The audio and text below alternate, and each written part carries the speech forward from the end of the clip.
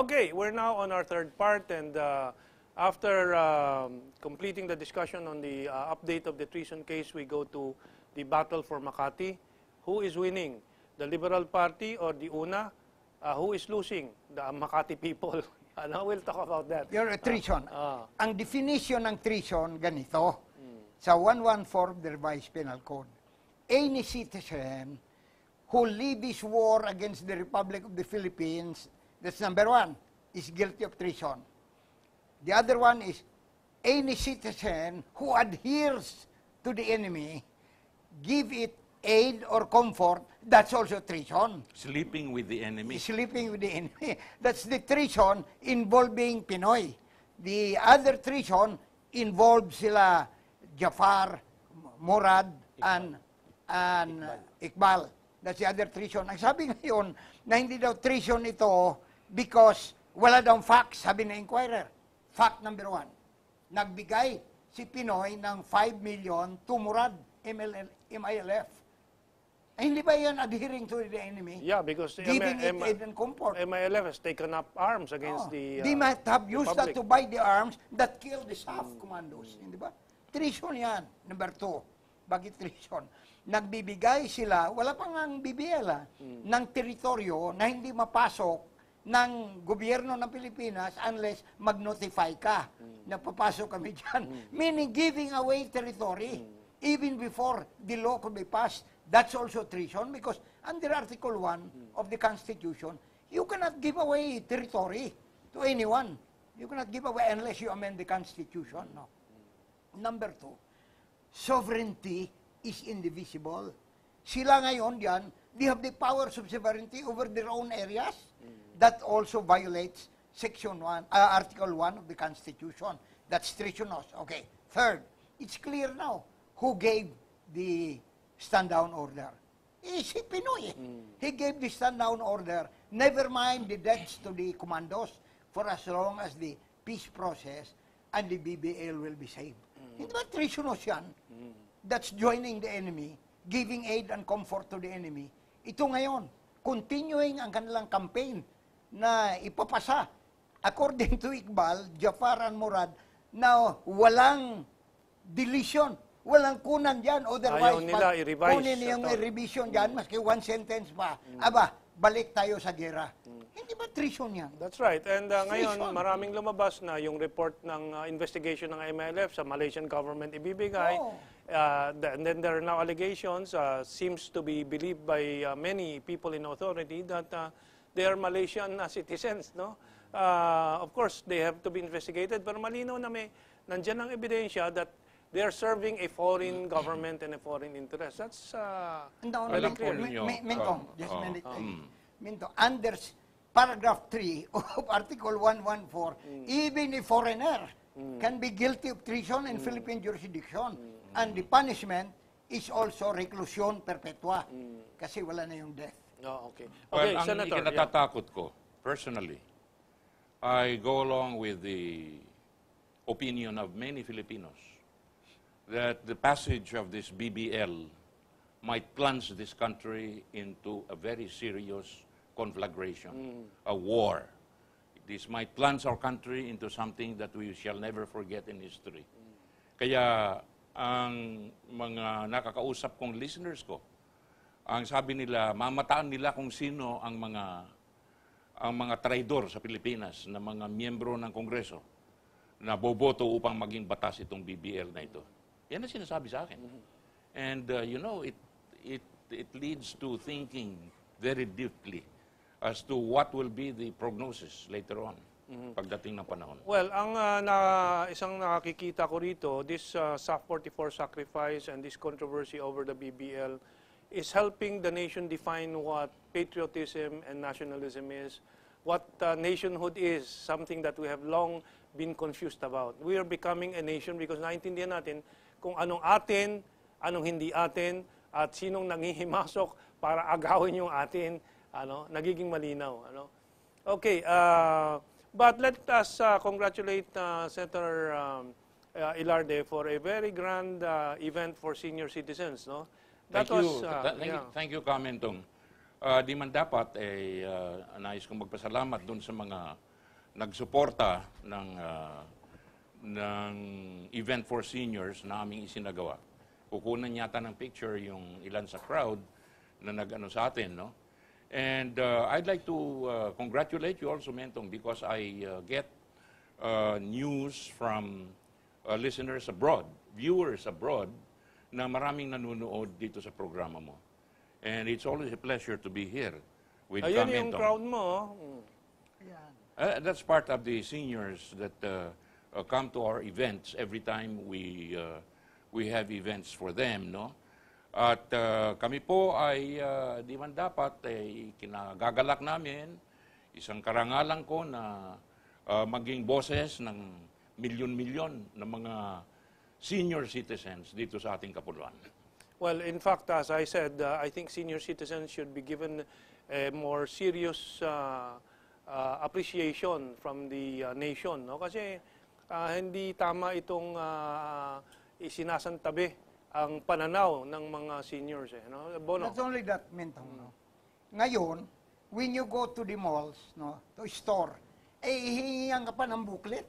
Ay, yung nandyan sa booklet, yung retrato ng mayor. Oo nga, Bakit ganon? The law should be straight. When you have a card, you present the card, you are entitled to the benefit of the Lalo senior na kung citizen. komedyante ang nandun. O yun na nga, yung problema, isa pa. Yung sa mga malls dito, paparking ka, tatanong ka, senior citizen, ay hindi wala yan dito. Sa iba, hindi, nawala na yung mga, naubos na yung mga ticket namin. Well, we can discuss that maybe kung anong ginagawa ng senior citizens representative sa Kongreso, but Well, I'm very happy that we have a Congressman Jonathan De La Cruz but in the he's House not, of Representatives. it's not representing senior citizens. He is not representing, he's but helping, he's with Abacada party list, which always helps the senior citizens of the country to give them enough help and enough education. Okay, but we have 11 minutes left. Let's discuss what's going on in one of the premier cities of the country, Makati. Mukhang may dalawang mayor. You're a representative from Makati. I'm not in the battle. I'm not in the midst of the battle of two mayors. Ito lang ang natatanging lungsod sa buong mundo na tinatawag na commercial center or financial center na mayroong dalawang alkalde, nagbabangayan. At ang isa junior, ang isa kid. I'm very happy that I'm a senior. Kaya Now, ang nakakaawa mga negosyante, No. the businessmen. Yeah. But I was going to raise nga, inaakusahan nga yung isang junior na magnanakaw. Di ba? Yun ang yeah. kaso laban sa kanya. Bakit? Yung isang kid bang tawag mo? Kid. Ha? Yes, Kid Peña. Kid Peña, Oh. hindi ba magnanakaw yan? Alam ba natin kung I ano? don't think so. Ha? Wala pang Pero kaso. wala naman siyang imik itong nakaraang mga panahon sa mga pagnanakaw daw nitong isa. Wala naman siyang imik. Baka kaibigan siya. Still, that's directly or indirectly implicated na Well, eh. I'm very sorry that this is happening, which should not really happen. Kung talagang we keep on mentioning about rule of law, kung ano ang batas, walang sino man ang makakakontra diyan na tao.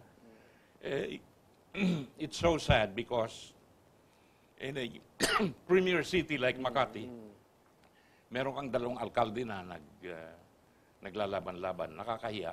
At ang mga apektuhan dito ang business circle. Yeah. The business of the city. Yeah. Well, let me ask Bono about the legal issues here. No, Bono, go Yeah, ahead. the legal issues here are clear. Ang TRO is temporary restraining order. Ano yung temporary restraining order? Hindi mo ipagawa yung gagawin pa. Hindi pa Papatigil mo, papatigil mo yung hindi pa nangyayari. gagawin pa sa hindi pa nangyari. Dito, nangyari na. Nag-take out na yun si Kid.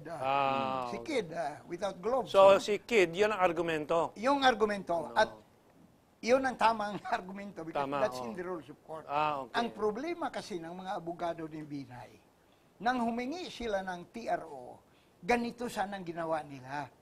To restrain the enforcement of the suspension order, or if the suspension order has already been enforced, to restrain the continuance the continuing enforcement of the order. Yun sana ang ginawa nila. Hindi ko ba ganun ang nangyari? Hindi. Hindi.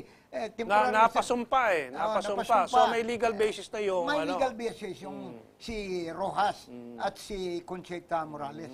Ngayon, ang kanilang remedy is to ask the Court of Appeals for a writ of preliminary mandatory injunction. Because dalawang injunction yan, kinds of injunction. Prohibitory, yung hindi pa nagawa. That's prohibitory. Yung nagawa na, mandatory. So tell them, do not continue to enforce the orders. Yun ang remedy nila ni Binay dahil sa pagkakamali nila at the very beginning. So upon what argument will that appeal now be based on? Some legal basis also or some? Yeah, under the rules of court. Oh. Under the rules of court. Pag nagawa na, your only remedy there is to file a Mandatory. petition for a writ of mandatory injunction. Yun ang gagawin nila. Pero ano argumento nga doon? Nagsumpa na nga itong isa. Yun You'll na just nga, argue because na hindi because legal. Nagsumpa na yung isa. Okay. Nang nagsumpa ng isa, rule of law mo kaya susundin natin. Yun ang rule of law. Nagsumpa na yung isa, tapos na ang temporary restraining order. Okay. Hindi na magawa yon. Kaya may bagong mandatory. Injunction. Injunction. Hindi sila may hearing yung mandatory injunction. Pero nakaupo na itong isa. Nakaupo ng isa. Hindi naman Sino? umaalis yung isa. Nakaupo na si Kid. Kung si Binay, susundin talaga nilang rule of law, he should give way to Kid. Until that court resolves. Until the court resolves the issue and issues a writ of preliminary Marami pa bang mandatory nagrarally sa labas? Wala na masyado Wala sapagkat na. wala ng picnic. Oo nga, yun na nga eh. Yung pagkain ino-order yun. Anong tawag dito sa mga Mga Masarap nagsusupply na din ba ng cakes? Oo. Hindi Mga siya Ay, bakery yun. Hindi siya bakery. And But let's see. The issue of the mayorship of Makati has long been a controversy kasi napakatagal na ang reign of the Binays, no? Is that healthy for a city? At least in Manila, papalit-palit every administration, no? Almost every That's administration. why, Kamentong, marami akong naririnig ng mga kaibigan ko sa Makati na sinasabi nga lang, mas maganda yata kung si Eddie Lardi na lang ang mayor natin. Ambush ito, ambush, ha? hindi, hindi na-involved sa corruption. Hindi, totoo ito. So, Hindi ako totoo, nagbibiro. totoo. Maraming mga taga-Makati akong kakilala. Thank you, Ferdy. Alam- Dahil naanak mo si Ferdy. Alam mo, But, I don't have any ambition in politics anymore. That's the good truth. one, That's the truth of the matter. But well-meaning friends and our poor kababayans are urging me as a media man and as a former member of the Senate and in the House of Representatives to run. They want me to run for congressman. They want me to run for, some want me to run for senator. Some even want me to run for vice president. And now they want me to run for mayor. I don't have any ambition. I have several ideas. One is there are several reformers in Makati who have run for mayor or become vice mayor and then they leave the Binays kasi diskustado sila. One is Bernardina Conchita. Conchitina Bernardo, no? The other is Aupi Juan, ano? Tumakbo din yan labang kay Binay at diskustado din doon sa pagpapatakbo doon, but maybe these Makati citizen leaders can get together and have a consensus and see kung that's very well said, Mentong, no? But, I personally, for as long as the elections will be done in automation, automated election, you cannot make me run. Sapagkat ang mananalo dyan, ang may pera, na bibili dun sa machine. hokos-pikos. Okay. Oh. Ay, kanina pa tumataas ang daliri ni Bono. Basta tumataas yan. kasi, This guy should run for the Senate. I don't believe in elections within the current context. Within the current context. Kaya sabi nila sa akin, you run. No, I don't like to run. I want to sit. I want you to sit as mayor of Makati City. You don't have to run. Thank One you, of these Bono. days you will sit there. Let us return to the manual way of electing officials, and I will run. Why? Are you sure that there will be elections in 2016? Yun lang. Ayan. Yun lang ang Eh, problema. tanungin natin yung bata. He has been campaigning for mayor. Manual election or revolution? People are now fed up with the computerized election. In fact, the German Supreme Court already ruled as unconstitutional and illegal all kinds of computerized elections. And several other countries in Europe. Yes, because there is no transparency and it is easier to commit massive fraud and cheating under a computerized environment. And let us remember, according to the German Supreme Court, that elections have a public character. It loses its public character when it is computerized because there is no transparency. That's right. Now, some say that we should manualize the actual voting but computerize the transmission. But the transmission is also prone to cheating.